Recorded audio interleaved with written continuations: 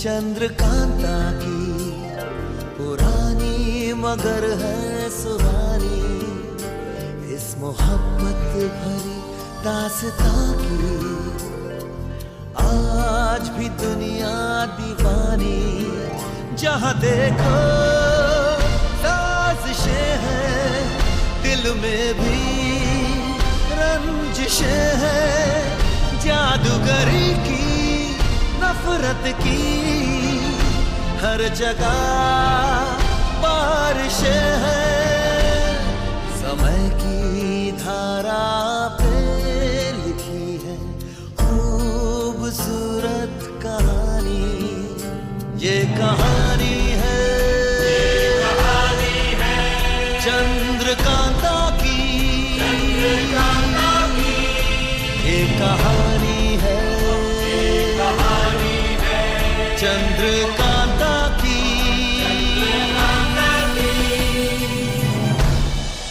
यदि हमारे महायोद्धाओं ने तुम्हें इस तरह हमें पशुओं के समान ले जाते हुए देख लिया तो तुम सबकी तत्काल मौत निश्चित है। जाकर दे दो अपने महाराज को भवानी सिंह का ये संदेश कि यदि उन्होंने तत्काल महाराज शिवदत्त पर लगाए हुए आरोप की क्षमा याचना नहीं मांगी तो हम तत्काल युद्ध का ऐलान कर देंगे। झूठ कह रहे हैं भवानी सिंह, उन्होंने हमारे युवराज को वहीं कहीं शिवगढ़ में बंदी बना के छुपा रखा है।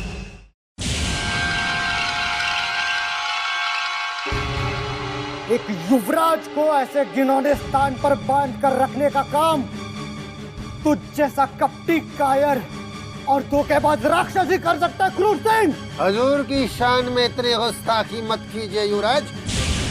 अब अगर आपने इनकी तारीफ में एक भी छोटा सा लफ्ज निकाला तो हम दोनों भूल जाएंगे कि तुम एक युवराज हो। क्या समझे? नहीं समझे?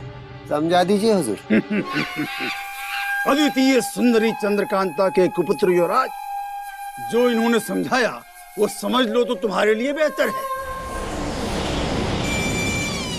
इतनी सुंदर महारानी चंद्रकांता ने ऐसे क्रूर युवराज को जन्म दिया। हमें देखो, महीनों से स्नान नहीं किया है, फिर भी ये दमकता हुआ चेहरा, ये निखार। नाज़िम, हम इस काले कलूटे युवराज से गोरे लगते हैं ना? बोलो तो, हम गोरे लगते हैं ना? चश्मे बदूर, चश्मे बदूर। सफेद टीका लगा दो हुजूर, नजर ना लगे। आपके सुंदर मुखड़े को देखकर अमावस का चांद भी शर्म के मारे काला पड़ जाता है। हुजूर, फिर इस चुनारगढ़ के युवराज की क्या मजाल कि आपको टक्कर दे सके। हुजूर, हम दोनों ने आपकी इतनी तारीफ की है, इतनी तारीफ की है, लेकिन हुजूर आपने हमारी कभी भी तारीफ नहीं की।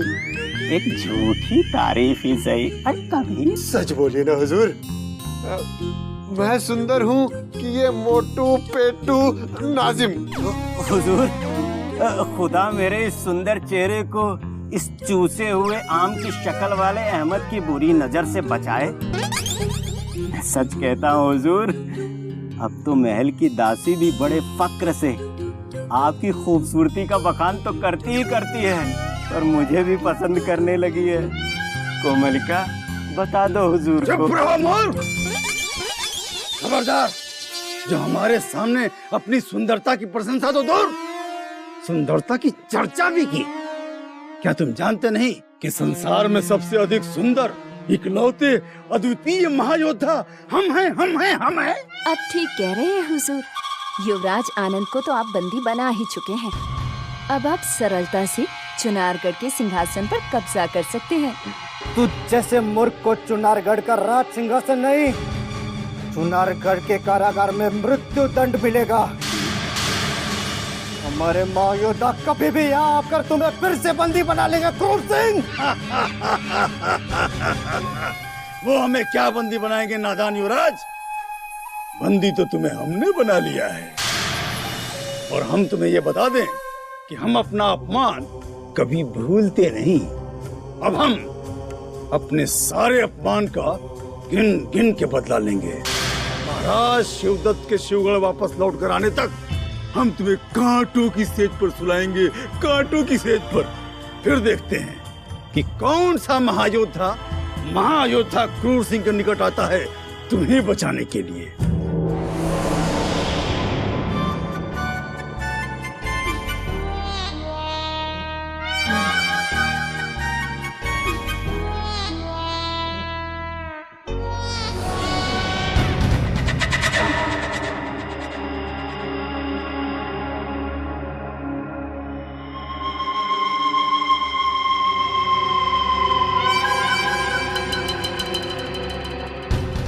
राम भवानी सिंह।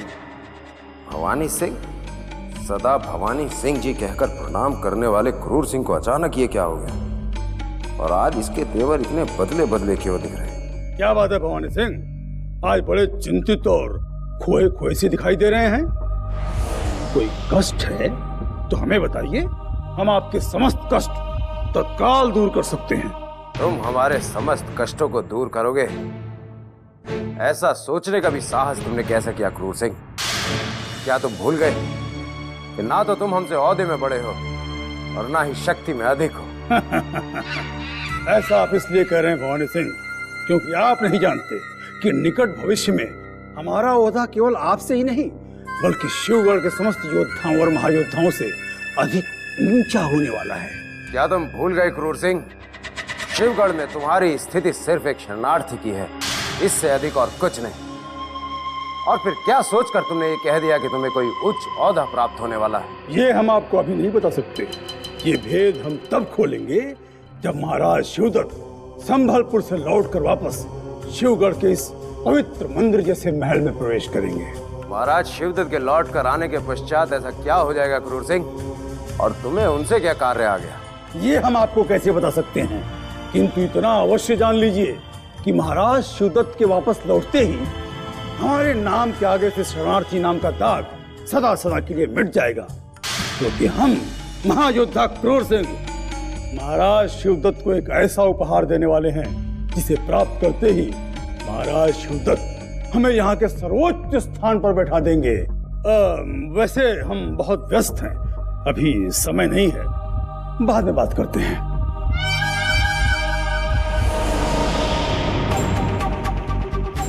आखिर ये क्रूर सिंह महाराज को कौन सा अनमोल उपहार देना चाहता है?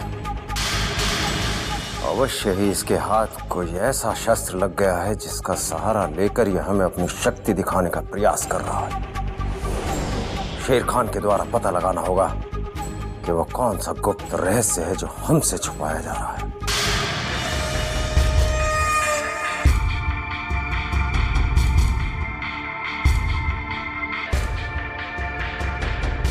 आदाब हुजूर, मैं और मेरे शातिर जासूसों ने क्रूर सिंह की खुफिया जांच कर ली है, लेकिन हमें कोई ऐसा राज नहीं मिला जो आपसे छुपाया जा सकता है। नहीं शेर खान, क्रूर सिंह अवश्य ही हमसे कोई गहरा भेद छुपा रहा है। हमने उसके धूर्त नेत्रों में घमंड और मक्कारी की जो चमक देखी है वो हम भुला नहीं पा रहे हैं। अवश्य ही उसके हाथ कोई ऐसी शक्ति लगी है जिसके बल पर वो हमें नेत्र दिखाने की धूर्तता कर रहा है। अगर ये बात है हुजूर, तो हमें उन दोनों अय्यारों पर निगरानी रखना शुरू कर देनी चाहिए जो क्रूर सिंह को छोड़कर महल से अचानक गायब हो गए। कहीं तुम अहमद और नाजिम के बारे में तो नहीं कह रहे हो शेर खान? आपका अंदाजा गलत नहीं हुजूर। क्रूर सिंह महल में शान से घूम घूम कर महाराज शिवदत्त के जल्दी लौट आने का इंतजार कर रहे हैं, लेकिन अहमद और नाजिम उन दोनों का कोई पता ठिकाना नहीं है। अब हमारा संदेह यकीन में बदल चुका है। उन दोनों अय्यारों का महल से दूर रहना और मूर्ख क्रूर सिंह का महाराज की प्रतीक्षा करना इस बात को सिद्ध करता है कि भवानी सिंह की पीठ में खंजर घोंपने का षड्यंत्र अवश्य शुरू हो चुका है। जाओ और पता लगाओ कि क्रूर सिंह और उसके दोनों धूर्त अय्यार कहाँ हैं।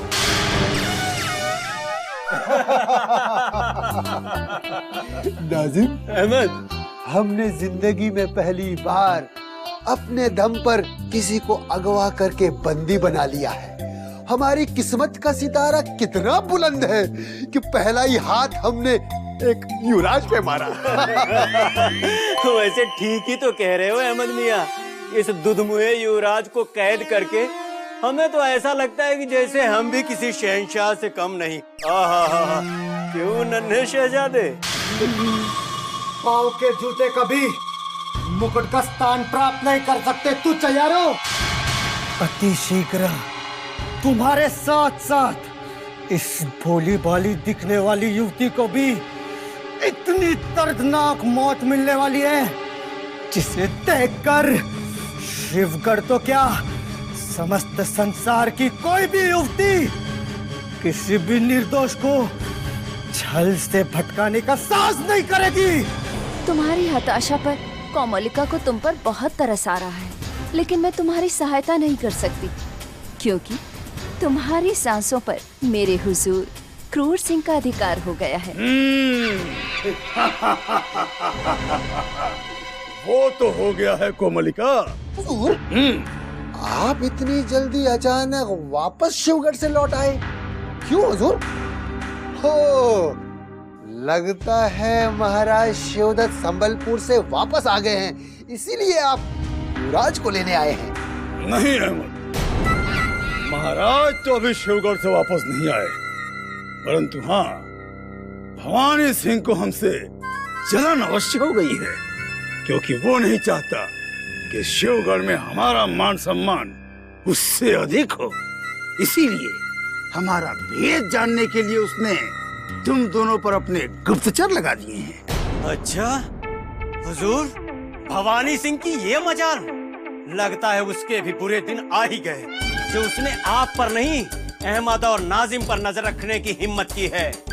हुजूर, अगर आपका हुक्म हो तो हम दोनों जाकर दो हाथ करके आ जाए, ताकि हम दोनों पर नजर रखने की हिम्मत न करें। नहीं हमारे वीर अंगरक्षकों, ये तुच्छ कार्य तुम्हारे योग्य नहीं है, इसीलिए ये कार्य हम कोमलिका को सौंप रहे हैं। अब मैं समझ गई हूँ हुजूर, अब मुझे महायोद्धा भवानी सिंह पर अपनी गुप्त निगाहें जमानी होंगी।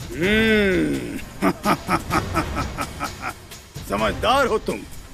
निगाहें जमाने के अलावा तुम्हें शेर खान पर भी नजर रखनी होगी, ताकि तुम ये पता लगा सको कि वो हमारे शूरवीरों को शिवगढ़ में क्यों ढूंढ रहा है, आखिर वो हमसे चाहता क्या है।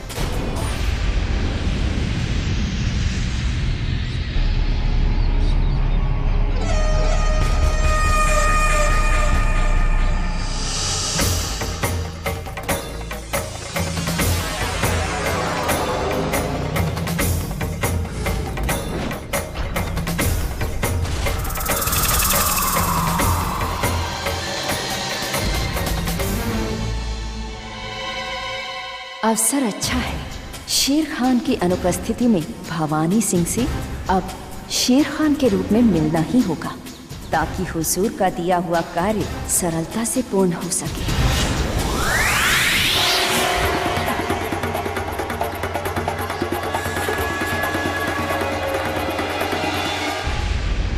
हुजूर, हुजूर, अहमद और नाजिम का पता चल गया है। हमें तुमसे यही उम्मीद थी शेर खान।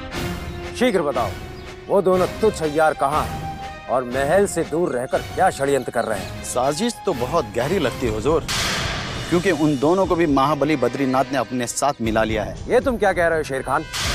भला महाबली बद्रीनाथ उन तुच्छ हथियारों की सहायता क्यों लेंगे?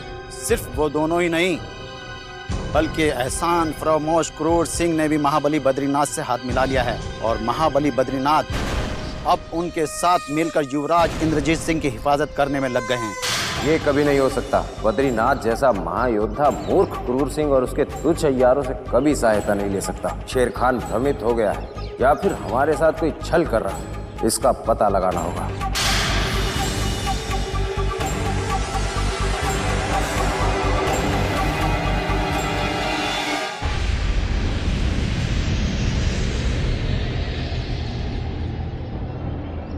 मैंने जो कुछ भी कहा है वो बिल्कुल सच है हुजूर।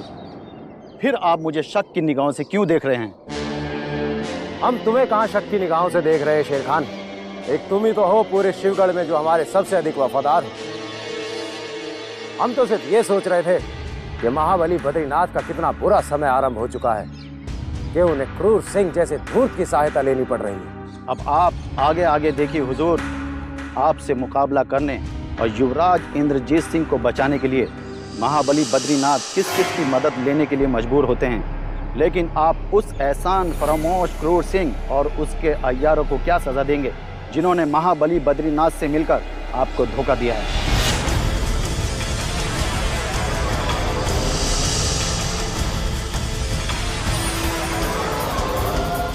हमारा अंदेशा एकदम सही निकला। ये शेर खान नहीं अपितु क्रूर सिंह की शातिर अय्यार कमौलिका है। अवश्य ही क्रूर सिंह ने इसे हमें भटकाने के लिए भेजा होगा, किंतु ये नहीं जानती अब हम इसे वहां भेज देंगे जहां से कोई लौट कर नहीं आता।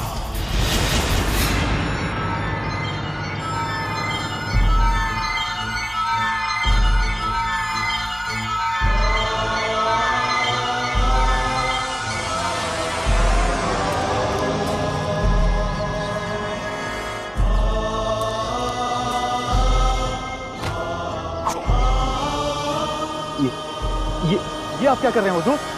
भवानी सिंह से छल?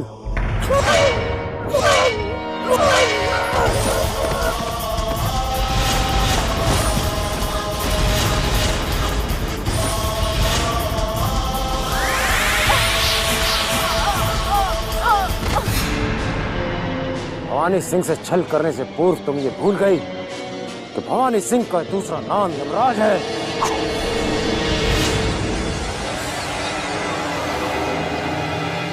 ज्योतिर्गमय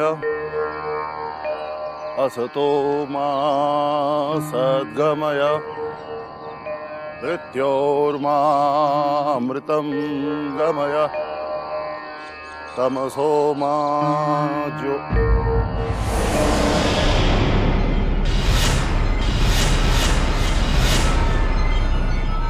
ईश्वर, ये क्या अनर्थ हो गया? ऐसा प्रतीत होता है किसी ने इसकी हत्या कर दी है।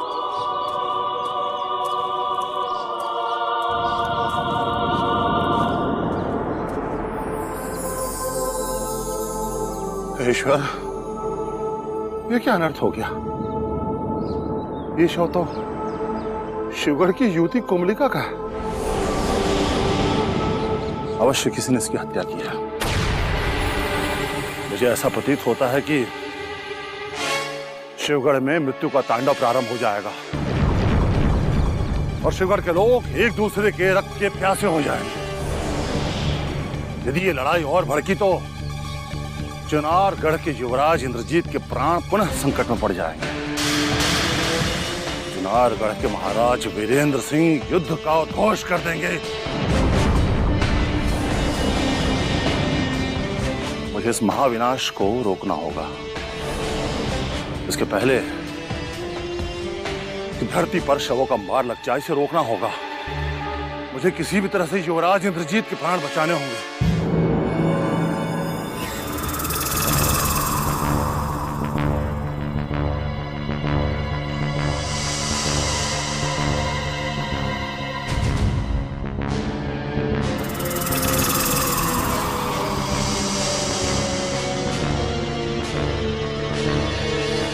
युवराज की जय हो।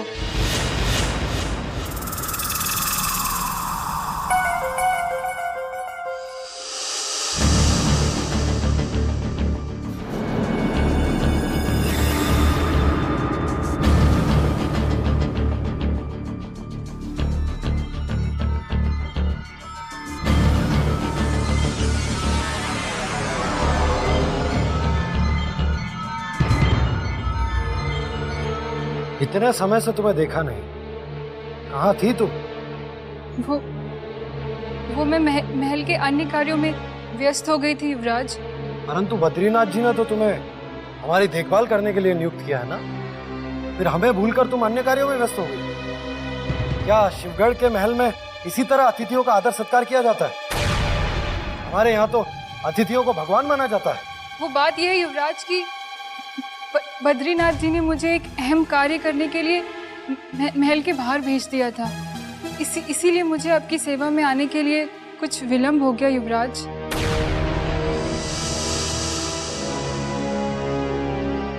यदि ये बात है तो हम स्वयं बद्रीनाथ जी से ही बात करेंगे और उनसे पूछेंगे कि एक युवराज को इस तरह अकेला रखना क्या किसी महायोद्धा को शोभा देता है? नहीं नहीं युवराज, आप उनसे कुछ मत कहना। मुझसे आगे से कोई भूल नहीं होगी। मुझे क्षमा कर दीजिए युवराज। परंतु बद्रीनाथ जी की भूल पर तुम इतनी भयभीत क्यों मृणालिनी? हम उनसे बात तो अवश्य करेंगे।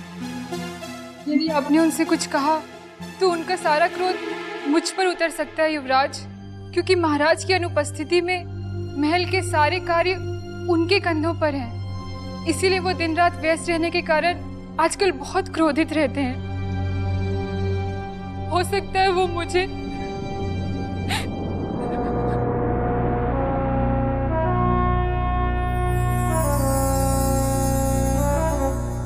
ठीक है, परंतु आगे से ध्यान रहे। और हम शीघ्र ही बद्रीनाथ जी से मुलाकात करना चाहते हैं और अपने चिंतित माता पिता को एक संदेश भेजना चाहते हैं